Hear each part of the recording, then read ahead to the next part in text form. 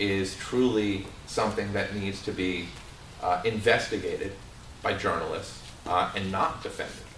At least asking them to produce, information. But it's, if you're going on, I don't know what folks here read, but it's, I think that in this day and age now, I personally think that those labels do a disservice. I think that if you're going to a website that identifies itself as progressive, unfortunately, I hate to say it, I think it's kind of a disservice, because what happens is that it alienates a certain sect of people.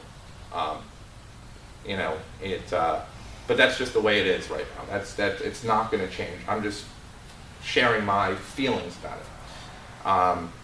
Anyway, in terms of, let me move on to Guantanamo. And, Guantanamo I've covered for a very long time. And I covered it back when, in the Bush years, when much of the torture was taking place there, and real torture. So I've felt that, reporting from Los Angeles is not the most ideal situation, when you have this prison in Cuba. And it was something that I needed to visit in order to really sort of gain an understanding of what's happening there. And I wish I could say to everyone here that, my trip to Guantanamo, I really did get an understanding. But the fact of the matter is I didn't. This was I was at Guantanamo in January covering the military commissions for Khalid Sheikh Mohammed and the other 9/11 suspects. And alleged suspects, I guess it's sort of redundant, but I was there in January, and I just was there last week touring the prison. And just to sort of, before I go into this, to give you an idea of Guantanamo, Guantanamo is massive. It's huge. It's a huge, huge naval base. Okay, I think it's 45 square miles. So try to imagine this as your town, okay? Let's pretend this is Guantanamo. It would sort of look somewhat like this, a small town in a sense. There's actually a McDonald's there, Starbucks, Subway, Taco Bell, Pizza Hut, and it's a huge island, okay? And that's the naval side of the island. On the other side, let's say, you go to Huntington Beach, for example. That would be where the actual prison itself is. So when you guys hear that talk about Obama closing Guantanamo, we're talking about closing the prison, okay? Not Guantanamo itself. This is a naval base that we've had for over 100 years, I believe, at this point. And the prison is literally on the other side of the island. It's just maybe 2 or 3 miles. That's how, here is the Navy side, here is the prison. And it's really, really, it's completely separate.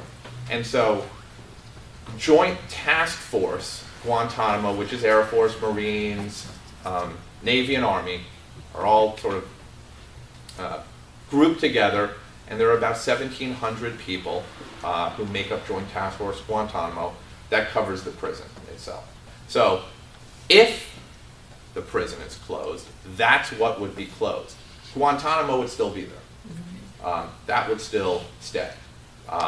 So this trip was fascinating and it was frustrating. We arrived there on Monday, and you have to fly to Florida. I had to fly to Florida, and you take a charter jet from Fort Lauderdale to Guantanamo, and the first day of our tour, we're going to see the prisons, and these are 2 prisons right now, Camp 5 and Camp 6, where most of the prisoners are held.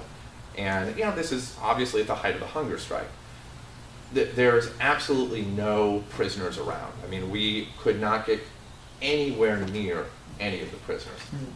And we were touring the cells and looking at the cells, and And this really is a maximum security set. So try to imagine that, and it's behind so much barbed wire, and it's literally right on sort of the coastline on the water. But try to imagine that, I'm sure you know what jail cells look like. And I'm sure you've heard that, look how great they have it. They have 3 square meals a day. They get to watch television. They get to play Nintendo. Literally, this is what, what's being told to us.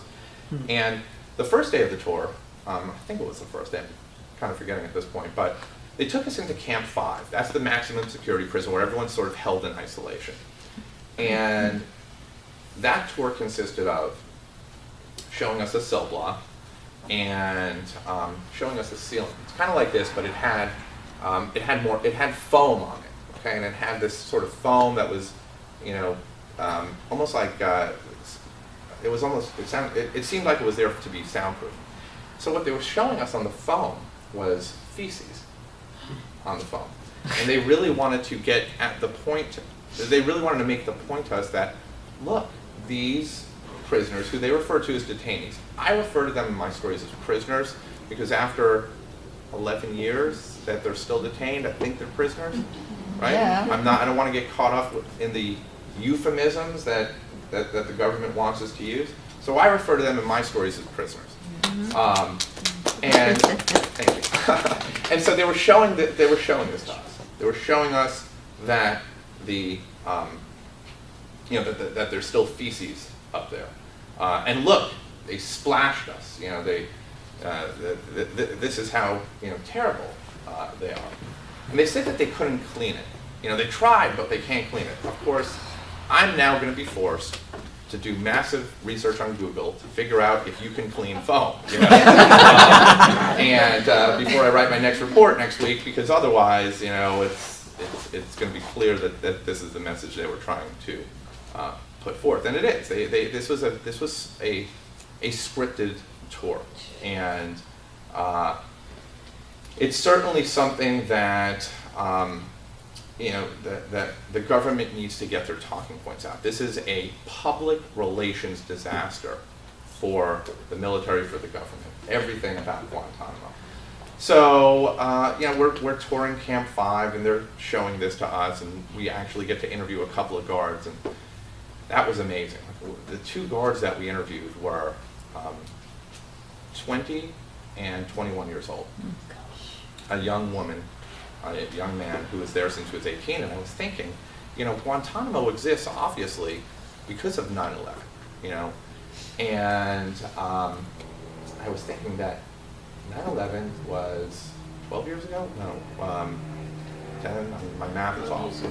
Yeah, 12 years ago. So this male guard was just 8 years old, at the time. And, the female was like, 13. And this is, they grew up in this post 9/11 world. And, I asked them, what your sort of, what do you know about 9/11? And in order to be a guard there, they show them videos about 9/11, to sort of remind them about this. And you'd be hard pressed to find anyone at Guantanamo who will say that, what's happening, or whether the prisoners are in any pain, or discussing the fact that they're indefinitely detained. The way that, their message is that they enjoy being here. It's better to be here than it is to be home. They don't experience any pain from force feeding. They're, everyone there is a terrorist, and they're also ungrateful and not thanking us for the medical treatment that we give them. Literally, this is what's being told. So it just made it very difficult for me as a reporter. On one hand, I'm bearing witness, and I'm seeing this, and I'm looking at these cells, and it's like, okay, they may have DVDs, and they may get 3 squares a day, but it doesn't replace freedom, right? So you have the government saying that everything that everything that the prisoners allege is a lie, and then you have their lawyers who are saying they're being beaten, they're mistreated.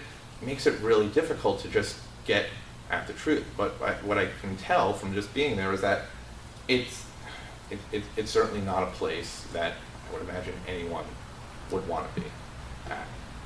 It's a pretty horrific place. And what was just stunning to me is that we toured Camp X-Ray. And Camp X-Ray, if you recall, just right after 9/11 is where they kept these prisoners in these cages, literally these kennels, and it was in these open air cages. But you really cannot truly grasp what that was like unless you walk through there. And walking through there right now, it's overgrown with weeds and vines, but perhaps it's it's because I'm sort of I'm reminded of history, but it truly resembles a concentration camp. That was my first thought from walking in. And it's literally an open air setting.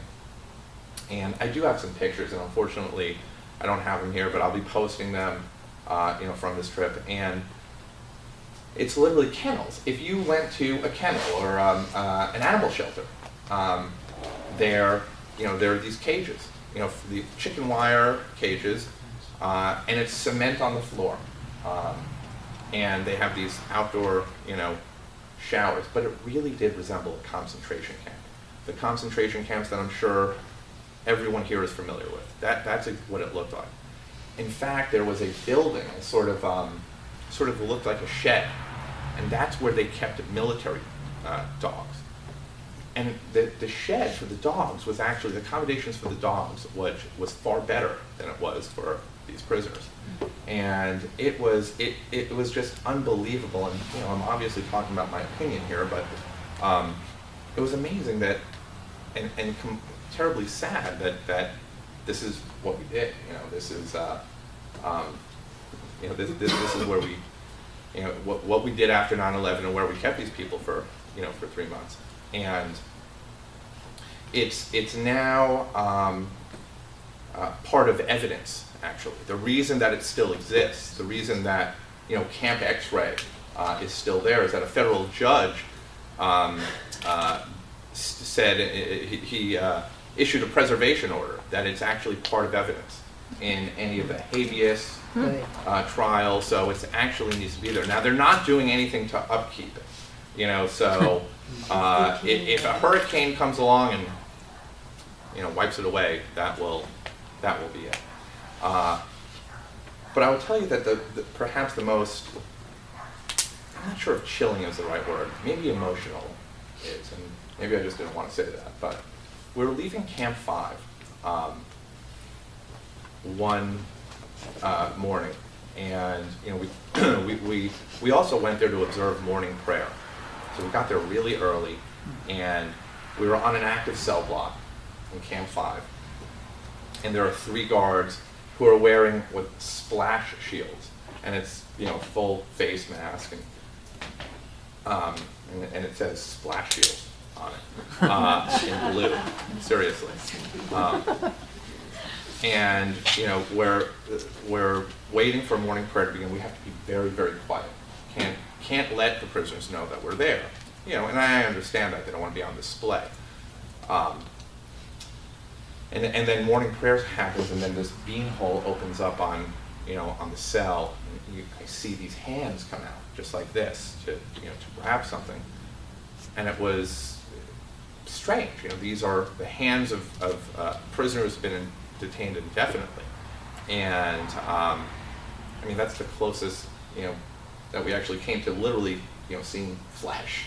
And as we were leaving, as we were exiting the camp, there's a sort of a ramp that you have to walk down, and right up above you can see 3 cells and these very, very thin windows. And I looked behind me, and there were prisoners looking out. And one prisoner looked straight at me, and I literally could not stop looking at him. And he went like this. He kept doing that. And it was pretty emotional. Because I don't know who this person is. I don't know what he's been accused of. I don't know his name.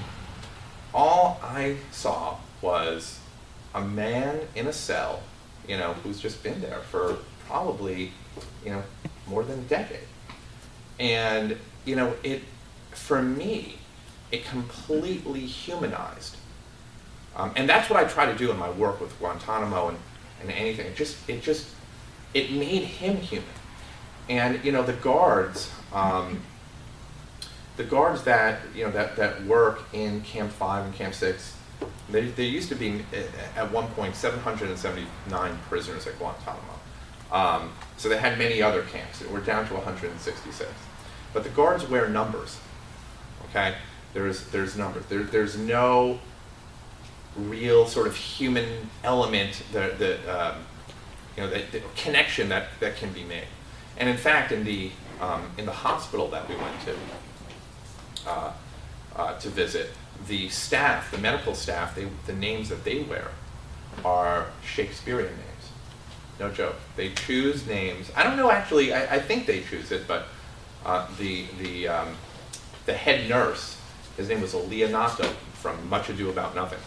That was his name. So there's fake names and there's no, it's sort of like, again, this reality that's removed. But just that image of that prisoner looking out at that window just really stuck with me. And it's obviously something that I'm going to be writing about next week. But for me, it was just that I saw human beings, and one thing that I try to do is sort of add that human element in all of my stories, because I think that's what obviously is completely missing. And for the military, I wasn't going there expecting that they were going to tell me, well, Jason, yeah, he's complaining, and we beat him up, and we've been doing this. Of course they're not going to say that. They have their job to do, which is to try to put on the best face show possible.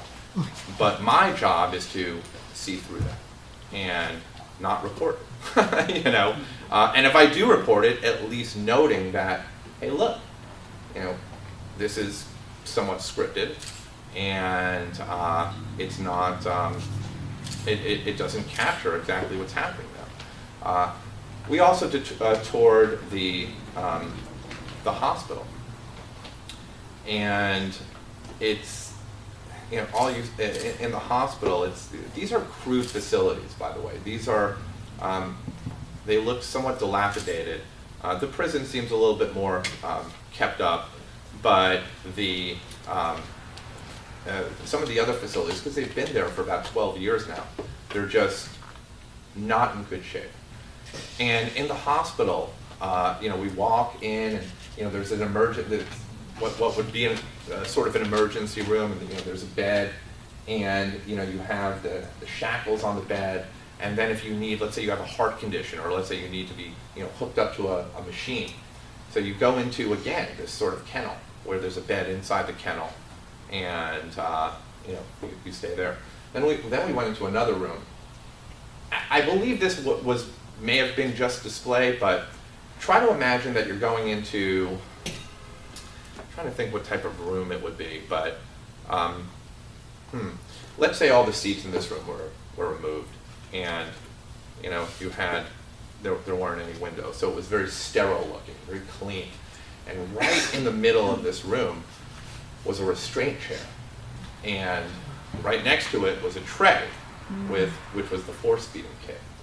And from a distance, you look around, it really sort of looked like an execution chamber. It was that clean, that sort of like right in the middle is this chair, and this is where they're strapped in and force fed. And I got into somewhat of a heated exchange with the senior medical officer, because I had asked him whether he felt this was, what was his response to the fact that the American Medical Association sees this as an ethical violation. And his answer is that we're here to follow the mission. We're here to, this is what we do. We're here to follow the mission, follow orders. And as I said, I looked at that prisoner at the window, who was giving the thumbs down, and also looking at him, and I'm also somewhat confused because he's not going to tell me what he's feeling, you know.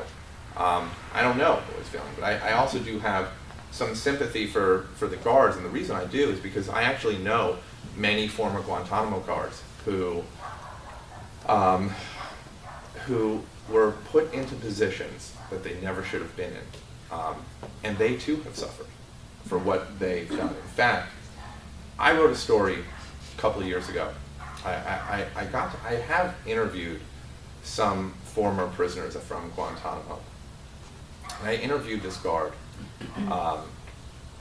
and he worked at Guantanamo. I think it was about 2005 to 6. It may have been a little earlier, but his job was to chain the prisoners down to the floor whenever they went into the interrogation rooms, and to turn the temperature down so it would be cold. And either turn on some lights or some loud music. He was really, really torn up about this. Really torn up about what he did. He constantly would tell me, I'm a good person, I'm a good person. And he started drinking a lot. And he suffered, clearly to me, from PTSD. So he told me, and it was heartbreaking. It was just a truly heartbreaking story that, you know, he's a young guy. He's been in the reserves for a long time. You know, when you're in the reserves, 9/11 comes along. It's not like, okay, I'm leaving the reserves. You are in the reserves. You're activated. You're going wherever you're going. And he, you know, he told. In fact, he actually befriended many of the prisoners. In one book that a former British prisoner had written, he doesn't refer to him by name, but he actually, you can tell that this is the guard that he's referring to, and he thanked him. And one prisoner that he befriended was an Australian named David Hicks, who was in Guantanamo for about 5 years. And as this guard was leaving, the prisoner gave him a letter to send to his father. The letter, you know, was chilling, and it basically confirmed many of the things that, you know, that had been alleged that you know, what was done to him. But it was sad. He was trying to get in touch with his father. He's trying to, you know, communicate with his father. So he took the letter and he was going to mail it. He brought it home. He never mailed it. He was worried that if he did, you know, he'd be in big trouble. And but he kept the letter, and he made a vow to one day eventually deliver that letter. He showed it to me, and we had this sort of interview with each other, you know, over Skype, or spoke to each other over Skype, and this was over the course of many months. And on Skype, he goes, you know, I could see in the video, he's going back, he's got, you know, a box that he kept, and he unfolds this letter, and you know, it was a letter from the prison to his father. So I reported about this letter. After my story came out, he was barred from reenlistment. The military accused him of leaking classified information to me. No. And they barred him from reenlistment. And despite everything that happened, this is what he loved. You know, he still loved it. They, you know, it was traumatic for him, truly traumatic. And you know, so the reason I'm saying that is that it's not just it's to sort of underscore how this type of treatment, you know, that you know, what we've done actually affects everyone who gets, you know, close to it. It's not just the prisoners. It's, you know, it's the guards. It's everyone. And so, you know, as far as the trip's concerned, they showed us where they, you know, again, there's a hunger strike going on, so they brought us into the where they prepare the food. So even though there's a hunger strike, they still obviously have to prepare the food. So they showed us that. They showed us the, you know, the library and all the artwork on the wall. And I actually asked the, you know, the librarian, I said, why is the artwork here? He says, oh, it's for you guys. Well, you know, we were told that we should put it up. So that kind of like gave me a, you know, a hint, if you will, that like, okay, this is what it is. But what was very interesting about the artwork, if it in fact is the artwork of these prisoners, there's no names on it, is that there was no people in any of these pictures. Not a single piece of artwork had a person in it, which I thought to be kind of fascinating. That there wasn't anyone there. I don't know if they're told to draw something, but there weren't any people. And so we saw the library and saw the food preparation and the hospital and then X-ray, and that was it. And I left Guantanamo feeling like I am really glad that I was here to see this, but there are obviously so many more questions. So many questions that remain. Had no access to any of the prisoners. Couldn't get anywhere close to it. And this is obviously very scripted. They're putting on, their show. But again, seeing the cells, you got to see what the cells look like, so that was, I felt that was important, and I'll put together a story next week, sort of capturing it. But I've been waiting for years in reporting Guantanamo, or reporting on it, to finally see that the media is finally paying attention. And that was one of the difficulties, is that I would write a story and it kind of fell on deaf ears, because Guantanamo was out of sight, out of mind. Nobody cared about it. We get stuck on the euphemisms, detainee as opposed to prisoner, enteral feeding instead of forced feeding. Again, everything is either so clinical or so watered down that you just sort of remove any sort of emotional and human element from it. So this trip sort of confirmed to me that that's the way it was. That's certainly how Guantanamo is portrayed to the media. And I personally, my personal opinion is I do not think that Guantanamo will close down anytime soon, or the prison side of it. I don't think that's going to happen. I think that there will probably be a move to release the 86 who have been cleared, but that's it. I don't think anything else will happen. And as far as the hunger strike is concerned, one thing that they said, that the military said to me, was that there are no negotiations. They will not negotiate. And in fact, they're prepared to do this for as long as they have to do it. There have been some, prisoners there who have been hunger striking, I think, since 2005. So literally every single day, they go have a tube shoved up their nose, threaded down to their stomach, and are, fed this nutritional supplement every single day for as long as 8 years. So it's, it really is a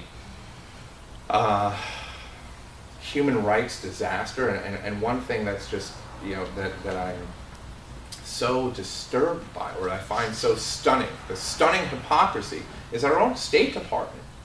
There's a human rights section in the State Department, wing, division, and they will always put out these press releases, wagging their fingers at, other countries for indefinite detention. No joke, you can literally go onto the website and just read it. Indefinite detention, holding people without giving them access to a lawyer, or holding them and not allowing the International Committee of the Red Cross to see them. Everything that we've done, Torture. and still do, and we are excoriating them, these countries for doing exactly what we do. So the hypocrisy, the exceptionalism, is just stunning, and it's not something that I see changing anytime soon. In fact, I see this being stepped up. I think right now, with regard to Obama, he's under pressure. If the hunger strike did not happen, well, he wouldn't have been asked about it, right? Nobody would have asked him at the White House, what's your feelings about the hunger strike? He wouldn't have said a word about it. This is on him. For Obama to have to go back to to respond to a question by reaching far back into 2007 and to, you know, quote what he said as a candidate is shameful. That you know, that he has to go to 2007 to do that, because he obviously has not done anything, you know, since then. You know, he said, I'm still committed to closing Guantanamo. Well, I'm committed to winning the lottery, you know, but it's just, you know, I guess I have to play it in order to win it, right? I mean, he hasn't been, you know, doing anything. So there's nobody at the White House. For all these years, there hasn't been anyone at the White House who has been sort of the point person on Guantanamo. The person at the State Department, the special envoy, whose job was to deal with repatriating and you know, helping to resettle some of these prisoners, he was reassigned with nobody put back into that position. So there's really, you know, there's no one there. And yet this continues to be a, you know, a black mark for, a black eye for the U.S. It's symbolic of, you know, as I said, you know, Guantanamo is huge, but when you say Guantanamo now, it's everyone thinks of, you know, I don't know, rightfully so, of you know, you know, what we have there, what we're doing there in terms of the prison. So it's very, there's a lot of work to be done. I just don't, you know, from what I see, I just don't see it actually happening. You know, I'm still doing FOIA work on it. I mean, there's a lot to, you know, be revealed. And, you know, if I do say so myself, that story that I put together last week, that was based on that government document, that's probably the most important story out of this hunger strike, because you get to see with your own eyes how the government, you know, treats the hunger strikers, what they're doing, you know, what the protocols are for force feeding, and what our medical, you know, personnel, you know, what you know, what their role is. You know, you don't even have to read my story; you just have to look at the, you know, at the document. And so that should, you know, that should sort of shed some light on all of that. Anyway, I will. I'm happy to answer, you know, any questions, and I appreciate you all listening. Yes, ma'am. How did you get to go to Guantanamo? Oh, okay.